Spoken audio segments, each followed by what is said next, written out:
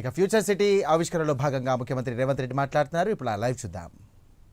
పరిష్కార మార్గం చూపించండి అని నేను అధికారులకు ఆదేశిస్తున్నా.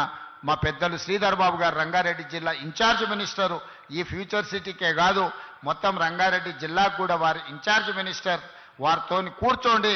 మీరు కేఎల్ఆర్ గారో మల్రెడ్డి రంగారెడ్డి గారో లేకపోతే ఇక్కడ ఉండే కార్పొరేషన్ చైర్మన్ల సహకారం తీసుకొని కొద్ది మంది రైతులు అక్కడికి వెళ్ళి కూర్చొని అవుట్ ఆఫ్ కోర్ట్ సెటిల్మెంట్ చేసుకుందాం. కోర్టులో కూర్చుంటే చట్టానికి అనుమతి ఇచ్చేదానికంటే ఒక్క రూపాయి కూడా ఎక్కువ ఇవ్వడానికి లేదు. కానీ కోర్టు బయట కూర్చొని కన్సెంట్తో చేసుకుంటే మనం కొంచెం లిబరల్గా మీకు నష్టపరిహారం ఇవ్వడానికి ఉంటుంది. ఏదో ఒక మార్గం చూపిస్తా మీకు. మీ నష్టం, మీ కష్టం, మీ తాతల ముత్తాతల ఆస్తి గుంజుకొని నేనేం తీసుకెళ్ళను. నేను ఎవ్వరికి అన్యాయం చేయడానికి ఇక్కడ లేను. అందరికీ న్యాయం చేసుకుంటూ అభివృద్ధి పదం వైపు నడిపించడం కోసం నేను ఇక్కడున్న. భూముల విలువ నాకు తెలుసు. ఎందుకంటే భూమితో నాకున్న సంబంధం వ్యవసాయమే కాదు, వ్యాపారంలో కూడా భూమితోని నాకు సంబంధాలు ఉన్నాయి. భూమి విలువేందో నేను అర్థం చేసుకోగలిగినోని. మీ భూములను అప్పనంగా గుంజుకోవాలన్న ఆలోచన లేదు. మీకు న్యాయం చేసి తీసుకొని దీన్ని ముందుకు తీసుకువెళ్దాం. ఇదే కాకుండా చివరిగా ఒక మాట ఇవ్వదలుచుకున్నా.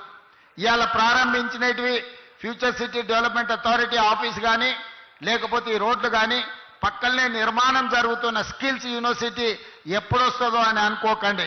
డిసెంబర్ నెలలో ప్రారంభించుకుంటాం. నెలకు 3 సార్లు నేను వచ్చి ఇక్కడనే కూర్చుంటా. ప్రపంచంలో ఏ గొప్ప కంపెనీడు పెట్టుబడులు పెట్టాలని నన్ను కలవడానికి వస్తే సచివాలయంలో కాదు, ఫ్యూచర్ సిటీ డెవలప్మెంట్ అథారిటీ ఆఫీస్లో నేను కూర్చుంటా. ప్రపంచాన్ని ఇక్కడికే రప్పిస్తా. మీ సోదరుడు తెలంగాణ ముఖ్యమంత్రి డిసెంబర్లో ఇక్కడి నుంచే కార్యక్రమాలు చేపడతాడు.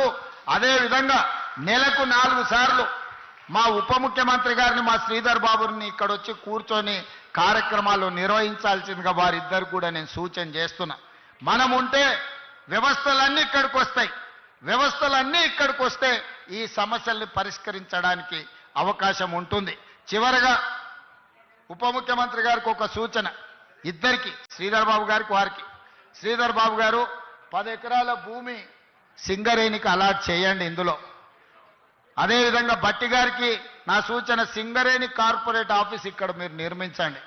దాంతో సింగరేణి గ్లోబల్ ఆఫీస్ని మీరు ఇక్కడ నిర్మించండి. 10 ఎకరాల స్థలం శ్రీధర్ బాబు గారు అలాట్ చేస్తారు. అధికారులకు కూడా నా సూచన, రేపు క్యాలెండర్ డేట్ తిరిగే లోపల 10 ఎకరాల భూమి సింగరేణికి అలాట్ చేయండి.